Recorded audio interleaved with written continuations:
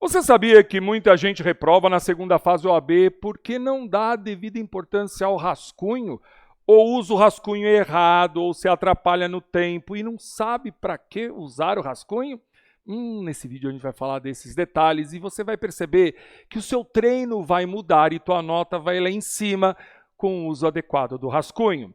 Por que as pessoas reprovam com rascunho inadequado? Primeiro, reprovam por insuficiência de nota, esquecem penduricalhos processuais, vão fazendo a peça de cabeça, querem fazer a tese de orelhada e se perdem nas solenidades. Vai faltando 0,10, 0,20, 0,10, 0,20, quando vê, tirou 5,8. E aquela bobeira que você poderia ter achado na pesquisa, colocado no rascunho, ter feito um projetinho da tua peça, um projetinho das tuas questões, aquilo faltou. Ou as pessoas também reprovam porque querem usar o rascunho para fazer a peça inteira.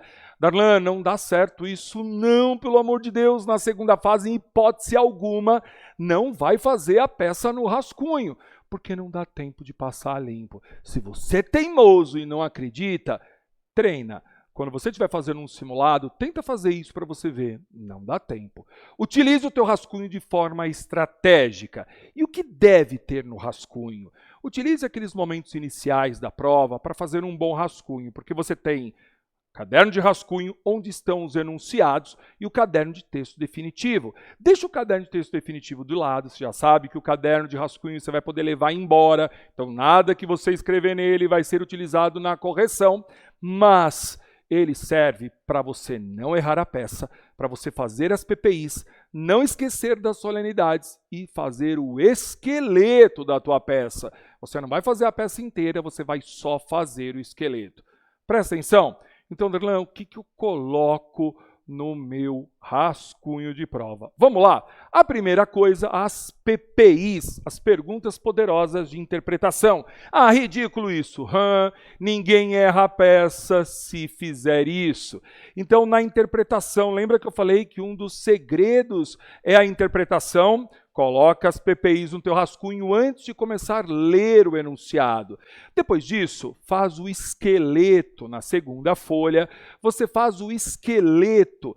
Darlan, eu ouvi dizer que é bom eu fazer um resuminho do caso. Eu pego o enunciado, vou fazer um resuminho do caso, coloco lá um desenhinho, quem é autor, quem é réu, como se fosse um mapa mental. Isso não dá certo. Utiliza a PPI para interpretar o enunciado.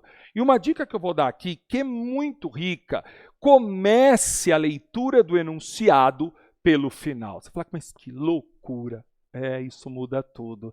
É uma questão de semiótica. Você sabe o que é semiótica?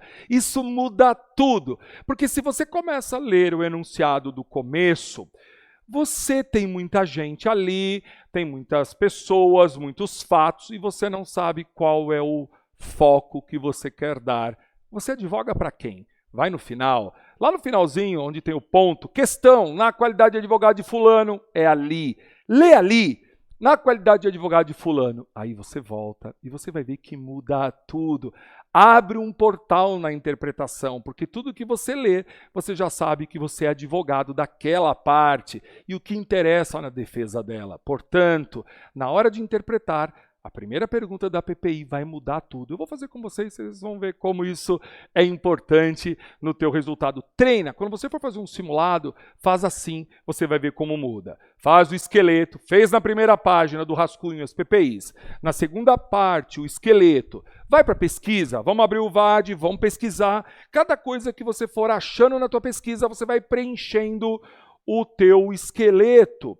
Por fim, organize o esqueleto. Darlan, eu posso passar limpo o esqueleto? Sim, o esqueleto você pode passar limpo. Porque vamos imaginar que você foi achando vários artigos, incisos, súmulas, e você não sabe a ordem, o que é mais importante, qual tese é mais forte. Você reorganiza o esqueleto só com a ordem daquilo que você foi copiando. Você pode fazer o esqueleto em duas colunas. Então, a primeira fonte de pesquisa que você for achando, você põe numa coluna e depois você pode reordenar os seus artigos. Na hora de fazer a peça, vai ser só ticar. Coloquei isso, não esqueci de tal coisa. Isso me tiraria 0,10, coloquei. Treina assim, você vai ver como vai mudar o teu resultado. Porque a prova da OAB, ela é muito mais penduricalho processual, que vai tirando 0,10, 0,20, 0,10, 0,20, e você reprova, eu não lembrei. Não confia na memória. Você, na verdade, tem que achar no VAD, anotar no rascunho e levar para a peça. Se você seguir isso, não tem erro e você vai passar sim na segunda fase OAB. Fez o esqueleto, né, organizou o esqueleto, agora você vai para a redação das respostas. Não, mas eu nem sei se eu começo pela peça ou se eu começo pelas questões. Isso não muda muito. O que muda é o controle do tempo. Se você começar pelas questões e se perder no tempo, você já era com a peça. Então, começar pela peça ou pelas questões não vai mudar muita coisa, mas se organize no tempo. 2 horas para as questões, 30 minutos para cada uma e 2 horas para a peça. Se você mantiver isso, tranquilo. Então, eu quero começar pelas questões. Posso, desde que você treine antes isso. Se você fez simulado, treinou sempre fazendo de um jeito, na hora da prova não vai fazer diferente, porque vai dar errado. Tudo bem?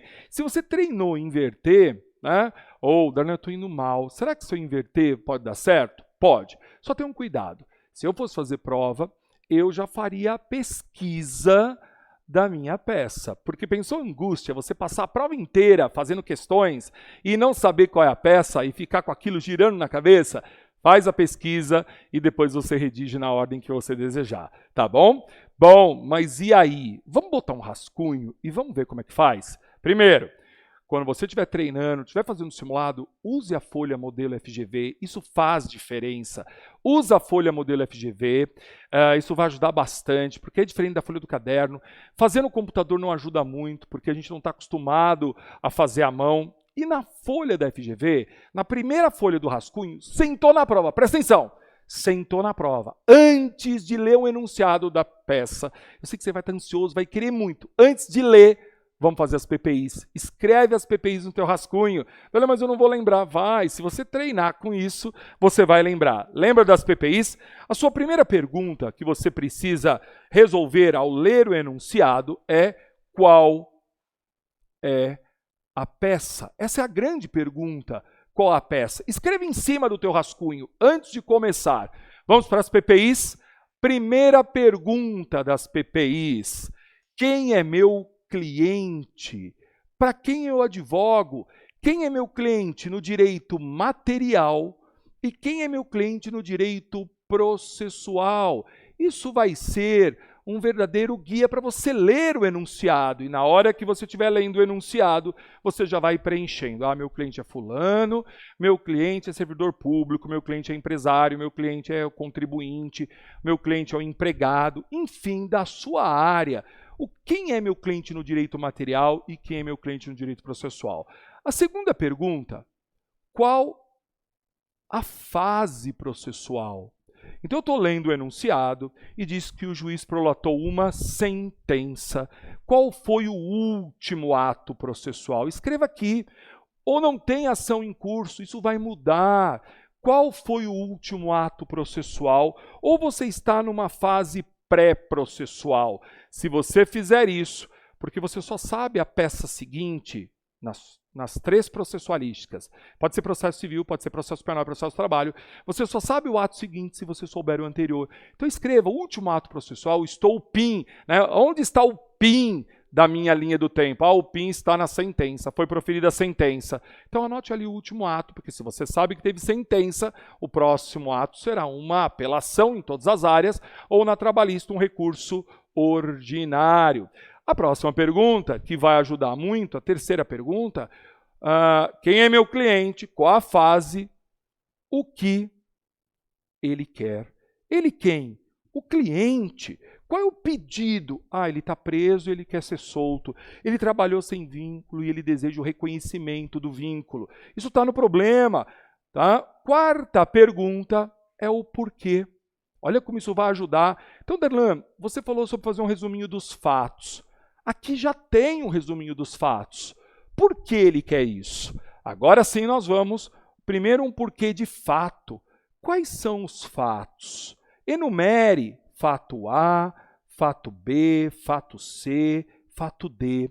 Nos fatos, na hora que você for colocar na tua prova, no máximo 3, 4 parágrafos. Então, pegue no enunciado os principais fatos. E aqui nós vamos para um porquê de direito. O direito, a pergunta que cabe aqui é qual o assunto do direito? Qual o tema do direito que eu vou atrás de uma resposta? As pessoas erram na pesquisa porque elas saem em busca de respostas sem saber o que ela está procurando. Então, coloca aqui. E uma última pergunta, se é urgente. Tudo bem? Isso aqui muda tudo na sua interpretação. Então, quando você estiver fazendo, não comece a leitura do enunciado sem escrever as PPIs no seu rascunho. E aí depois você vai ler. Quando for ler, você vai escrevendo, você vai ver que a peça cai no colo, você não erra a peça e não vai zerar. Fez isso? Vamos para o esqueleto? Fez as PPIs, vamos para o esqueleto? Bora colocar na lousa mais uma folha. Vamos lá para o esqueleto? Na folha 2 do seu rascunho, o que tem um esqueleto de peça, uma estrutura básica de peça? O item 1 de qualquer peça será o seu endereçamento. Então, qual é a competência? Escreve aqui um rascunho para quem que você vai endereçar, tudo bem? Um segundo item, e pula 2 linhas, por exemplo, para você ir preenchendo depois no momento da pesquisa.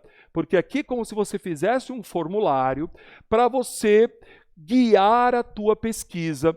Vamos para o preâmbulo da peça, né? Vamos para o preâmbulo da peça. É a segunda parte. É aqui que eu vou colocar quem são as partes. Eu vou colocar o nome da peça, que é o tudo ou nada. E aqui eu vou colocar o fundamento jurídico. Eu ia brincar, né? O tal do cufulcro. O povo põe o cufulcro aqui. E se tem ou não o fundamento, e se tem ou não uma liminar. E qual é essa liminar? É o meu preâmbulo. Então, antes de eu ler o enunciado, eu já vou fazer o meu esqueleto. Vamos para os capítulos da peça. Quais serão os capítulos, né? Quais serão os capítulos? Já põe no seu esqueleto. 1. Toda peça tem um dos fatos. Toda peça vai ter um 2 do direito. Esse do direito, né, a depender da peça, pode ter nome próprio, dos fundamentos jurídicos, mas sempre será do direito, mas pode ter um nome próprio. Darlan, essa peça tem um capítulo específico. Algumas peças têm do cabimento do recurso, por exemplo, ou do efeito suspensivo, e pode mudar a ordem dos capítulos, ou da tutela antecipada. Enfim, quais os capítulos que eu vou fazer na minha peça? Tudo bem? E aqui, né, quando faz do direito, eu já faria uma chave para incluir as teses. Tese A, tese B, e vou procurando os artigos. Aí eu vou sair na captura dos artigos que eu quero colocar aqui. Tudo bem? Um quarto item, como será a conclusão da peça? Então, o que eu vou pedir? Quais os itens de conclusão da peça? Vai para o teu rascunho. E, por fim, quais são as solenidades dessa peça? Nessa peça tem que juntar um documento específico. Essa peça tem que trazer o MP. Muito bem, eu não vou esquecer, eu vou colocar no meu rascunho todas as solenidades. Depois que você fez isso, você parte para a busca no seu VAD. E tudo que você for achando, você já vai colocando aqui. Artigo tal tem que pedir isso, artigo tal tem que colocar isso. Ou seja, no momento de você redigir, você já tem a peça pronta, você já tem a peça estruturada. Quando a gente decide o esqueleto, só tem uma dica importante. Para colocar o esqueleto, você tem que saber que peça mestra é. Lembra disso? Se ela é inicial, se ela é resposta do réu, uma defesa, se ela é peça simples ou se ela é um recurso. Então, antes de colocar o esqueleto, você nas PPIs, você decidiu que peça mestra é. É inicial, porque o esqueleto de uma inicial é diferente do esqueleto de uma defesa, que é diferente do esqueleto de um recurso, que é diferente do esqueleto de uma peça mestra. Faz o seu treino, faz os teus simulados, fazendo um bom rascunho, que você vai ver que na hora da prova você não deixa nada de fora e você passa com essa organização que vai ajudar você a não deixar nada de fora. Beleza? Um beijo, abraço. Se tiver dúvida, me chama. Tchau.